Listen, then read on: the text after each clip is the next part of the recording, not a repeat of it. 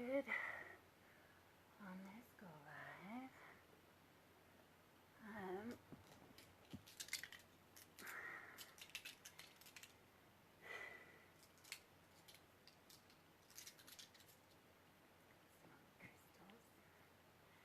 Hi. Hi Heather, hi Mark, hi Lynn. This one might be a few minutes today, so I'm just gonna wait a second for a couple people to arrive. In the meantime, I'm gonna say a couple things that you may or may not have heard me say before. I don't know if this is your first time or not. If so, welcome. If this is a time coming back, thanks for the love again.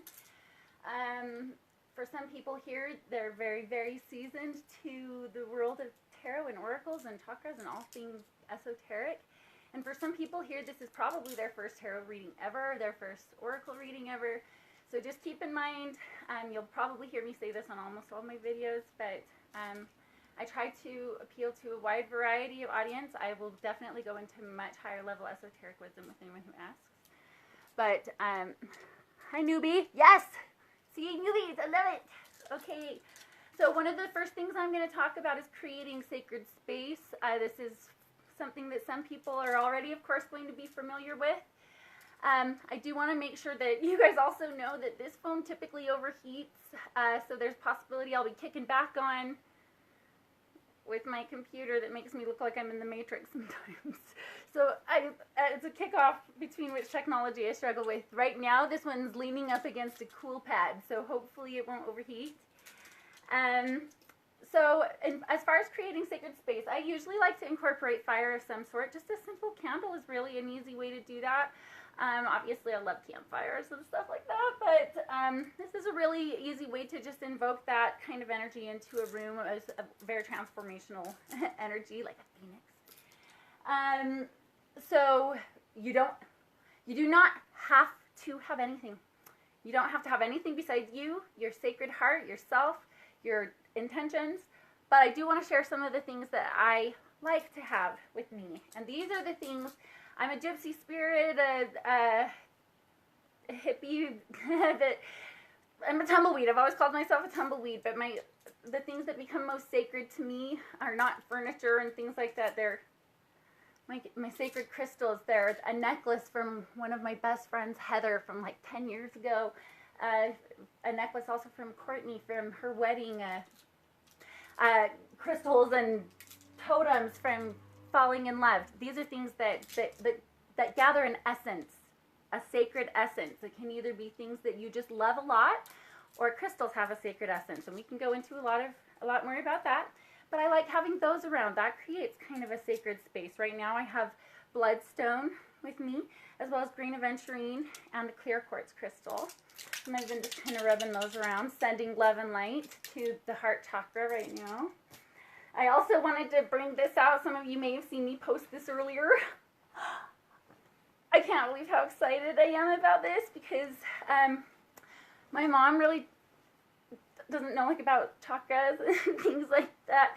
This is very new territory for her, so this is her reaching out to me to create a love bridge, and I love it.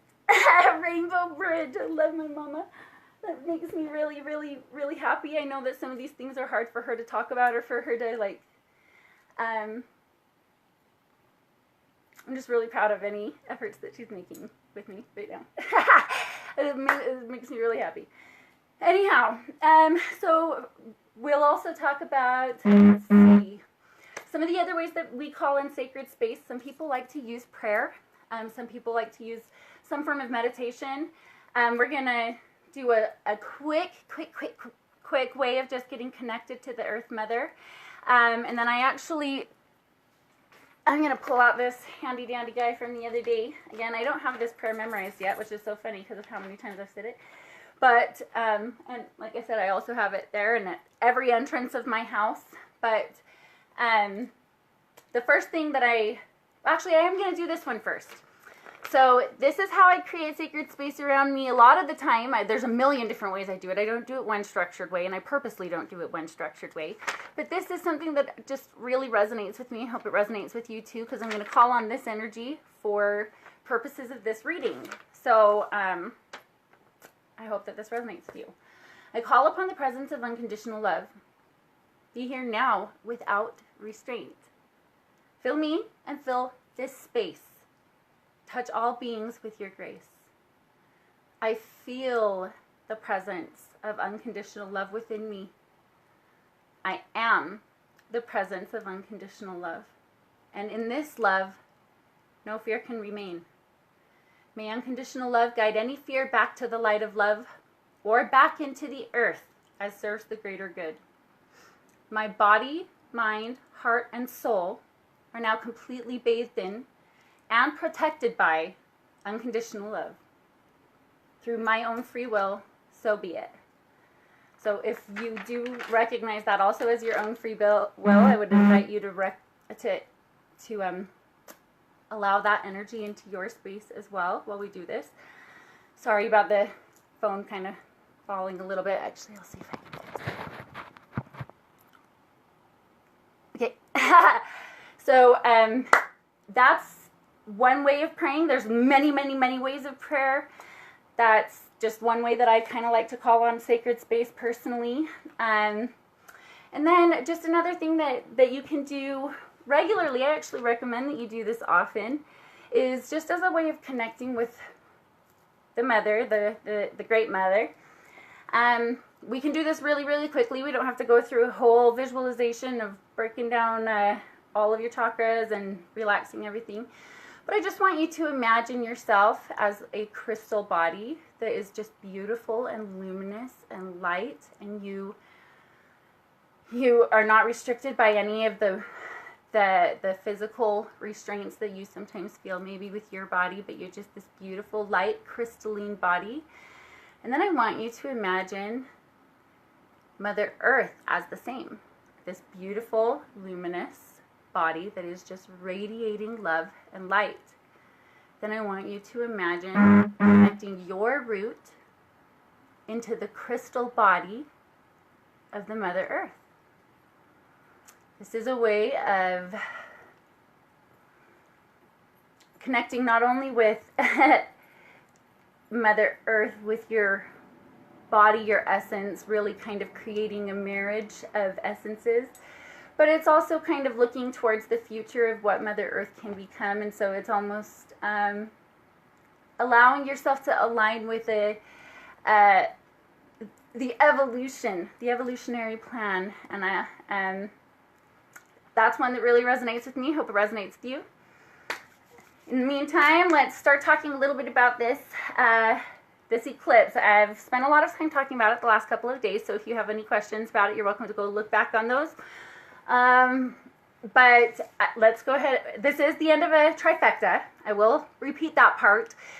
We had a lunar eclipse, I think on the, or not a lunar, partial solar eclipse, I think on the 11th or 12th of July, and then a full lunar eclipse on the 26th, 27th, depending on where you were on planet Earth, of July, and then a partial eclipse today. And trifectas are super duper duper powerful. So we are going to do a trifecta. We're going to do a past, present, future, collective consciousness reading. And I'm sorry, higher dimensional anchoring. So that's actually the perfect thing to say. And anyone who ever has questions about additional stuff that gets brought up in the hi honey, anything that gets brought up in the questions, because it's sometimes hard for me to read those as I go. Feel free to either research it yourself, ask more questions. We can always come back and address this later, and know that there's so much information that's available about this. As a matter of fact, I'll go into some more of that at the end, including one of my very favorite people to watch. So, in any case, I'm going to go ahead and get this started. So, for those of you who are new to tarot, some people have a very specific regimen in which they do it, a very specific deck in which they do it. That's not my way. I like to switch it up. I like to do whatever is feeling resonant at that time. So in this moment, we're actually going to do a 3-3-3, which is something I have done previously on readings before, but that's not because I do that all the time. But I'm going to shuffle it 3 times. I'm going to cut it 3 times, and then we'll take 3 cards for a past, present, and future reading. And this, again, is for the collective consciousness, so I want to offer you to just see which parts resonate with you and which parts do not, okay?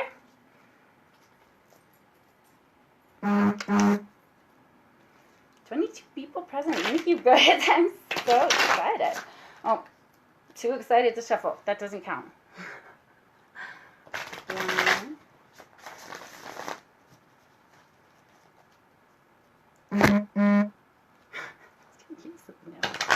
Two.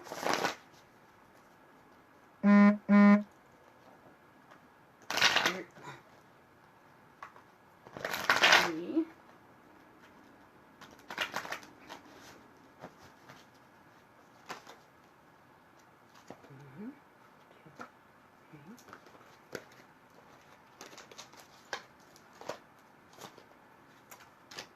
And let's, oh, I keep dropping it. Okie dokie. All right.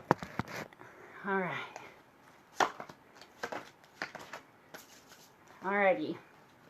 So our first card today is, let's see how well we can show it to you.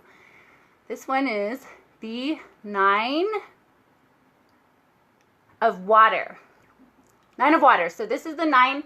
This is in the realm of emotion. So this card is going to be all about illumination. This is for the past. So I would like, with it being in the past position, I would think of it mostly as being in form as like when you've had your spiritual awakening and your process ever since then, or if you might be new to a spiritual awakening, or maybe that's not even something that's in your wheelhouse, but you're just checking in today because you're curious anyway.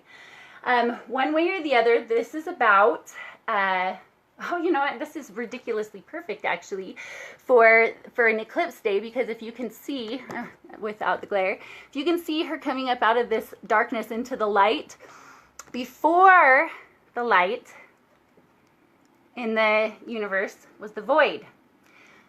Out of the void came the darkness. You transmute darkness into light. And when you come through that transmutation process, you reach enlightenment or illumination, however you want to look at that process. Spiritual awakening, Kundalini awakening. There's a million different ways to say it. Different facets, same jewel. In any case, so yes, this is, a 9 is the end of, first of all, I love 9s. Everybody who knows me knows I love 9s. This is the end of a cycle, which means that this is like really achieving that. So this is a really hopeful card.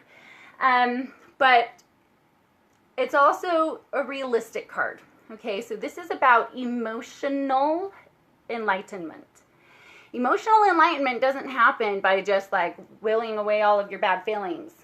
Emotional enlightenment happens through a process of real, honest going within and being willing to look at some dark, I don't want to say dark, but harder parts to look at.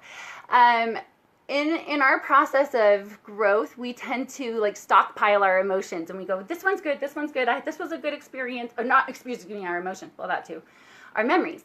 So this is a good one, this is a bad one, this is a good, or excuse me, good one, bad one, bad one, good one, bad one, and we don't want to keep those ones, but the problem is we don't not keep them. they stay inside, and until we learn how to either do one of two things, either to release those through so many different processes, it's incredible, or to transmute that darkness and to use it to take that energy, and that you can take that darkness and turn it into divine energy. That's a little harder than the release process, and it comes after the release process. So first you want to be able to go within and just have a really authentic look at yourself and look at your childhood, look at your past, this is self-reflection turning into illumination. So yes, I couldn't really imagine a much more perfect card for us to start off with for this 3-card reading today. All right.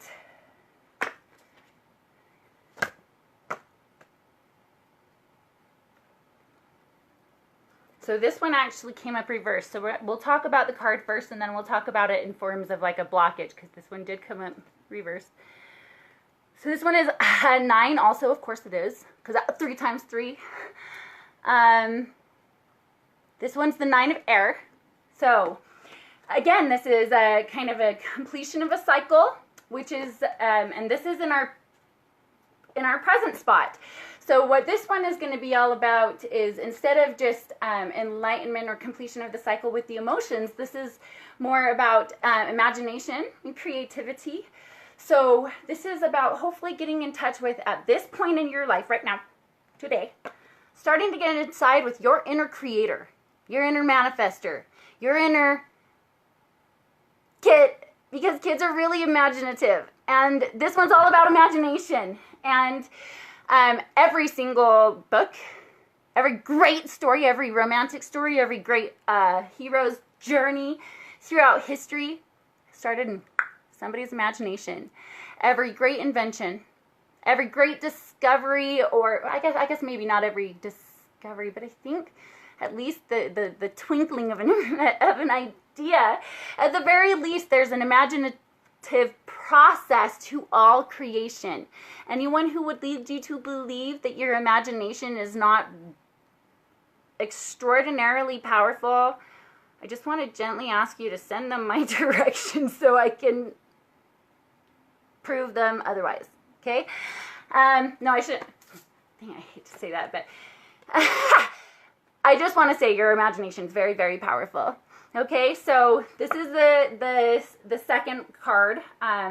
Again, this is another really, really hopeful card, which makes me so happy, because for those who have been experiencing eclipse energy at all, like I have, you know, as much as I'm a missionary, okay? That's my life right now. I'm a missionary of love and light. And in doing that, I don't share every darkness on Facebook. I share my healing processes. I share how I connect with the mother. But to be completely frank, I've got plenty of transmuting happening right now. Like everybody else in the world, I can feel the pressure coming from every single angle. And I am doing the best I can to reconnect in ways that keep me from not just like losing my marbles right now. I know that there's a lot of people out there that can connect with me on this one, that we just have to keep forward focus and trying to transmute any of the purging feelings that we're feeling right now, anything like that. But because of that, this is just such a hopeful reading that makes me really, really happy, because this has been kind of a challenging time for people, me definitely included. Just keep in mind, I share the pictures that are designed to make people feel good. I don't share every one of my darknesses on Facebook. Yeah, so like I said, this one was in reverse. So for me, what this one just talks about, this is about fears. That's really what it comes down to for me. Fear is a frequency. Fear is a frequency that really, for those of you who are familiar with the story of Babel, I don't know if you know what the word Babel means, but the word Babel means confusion. It means confusion, to be confused. Okay, so my feeling is that when the fear frequency comes in, it creates Babel. It creates a feeling of confusion that makes it really hard for you to see your own inner strengths and to act on them, and to believe in your imagination, to believe in your creativity, to not allow that fear matrix to block your brain from your heart, more importantly, from recognizing what you have to offer. Okay, so your potential blockage is fear. Don't let it. Don't let it. Okay? All right. Who's ready for the third card? I'm ready for the third card. 9. Just kidding. It's not really a 9. It's a 10. This one is wisdom. Oh. This one should be a 9, because wisdom is an end of a cycle too. Wisdom is one of my favorite words. Wisdom is one of my favorite things, because wisdom is what we're all really trying to attain here, isn't it? Ultimately, the path of the evolution of consciousness is to attain wisdom. Okay, so wisdom is not just being smart. Being smart is great. You know, that's so awesome if you can score great on a test and you can regurgitate information. And I don't, like, honestly, that is really an impressive thing to do. Some people really can't do that. But that is a completely different thing than wisdom. Wisdom is the ability to process and assimilate that information, to utilize it in your heart, to utilize it in your mind, to utilize it in your daily life, and not just regurgitate it as like a baseline thing, but to be able to really feel it and penetrate it in your heart. That's wisdom, and that's what we're here to attain over time, especially because wisdom is unconditionally loving. Wisdom is a very high level thing to achieve. It's not just smart, it's not just intelligent. Those things are great too, by the way. 2 thumbs up if you've got those too. But wisdom is a higher level thing. It's being able to process that information, that intellect, and all of your life's experiences and mix them up with unconditional love, and to be able to use that in your process of discernment. As a matter of fact, we're going to talk about discernment. Discernment and judgment, not the same thing, not even close to the same thing. For those of you who know about the fear-love spectrum, those are 2 opposite ends of the spectrum, okay? One is in the fear frequency, which, like we talked about, causes progressively stronger feelings of babble. And then one is in the love frequency. And discernment is something all of the greatest teachers throughout history have used. That's what allows them to love people unconditionally while also not allowing themselves to get totally walked all over. There's like a happy balance that comes into place there. So I'm going to use Jesus, for example, or I like to call him Yeshua. Some people resonate with different explanations. But I do know that that's a teacher most people really are familiar with, and I know that when he kicked some people out of the temple, he used discernment. He was not an angry person by nature, but he understood the value of a temple. He understood that you don't gamble in a temple, that is worthy of anger. That's a moment where anger is an appropriate feeling. But trust me, once he kicked those guys out of the temple, he didn't send them away and go huffing and puffing around for a little while. I just cannot believe those guys. I just can't believe they did that. And he didn't waste time thinking about that all day. He sent them away with love and light, and he said, go do that elsewhere. You don't do it in the temple. Whatever you want to do with your own time. So, well, that's my feeling about how he would have been. That's how he resonates for me. So discernment is a loving way of using your skills to discern between things, as opposed to looking down your nose at someone and saying, I know better than you do, or you blah, blah, blah, blah, blah, blah. Judgment comes from a place of fear, believe it or not. It doesn't come from a place of better than, it comes from a place of not thinking you're as good as, or something like that. It's just kind of masked. Sorry to be the bearer of bad news. So anyway, judgment is not a loving thing. Discernment comes from a place of love. That's a different end of the spectrum. It's wisdom, okay? So wisdom is also, you know, we talk about like the little old man being wise. We also talked about, I know a lot of people who are probably listening to this will resonate with being called a wise soul when they were young, kind of an older soul. So the fact is, whether you believe in one life, as some people, or many lives, which happens to be what I resonate with, whether you believe in one or the other, it matters not to me. The point is, we all want to attain wisdom in this life. So, winning. I'm so excited right now because I can't really imagine a better card to get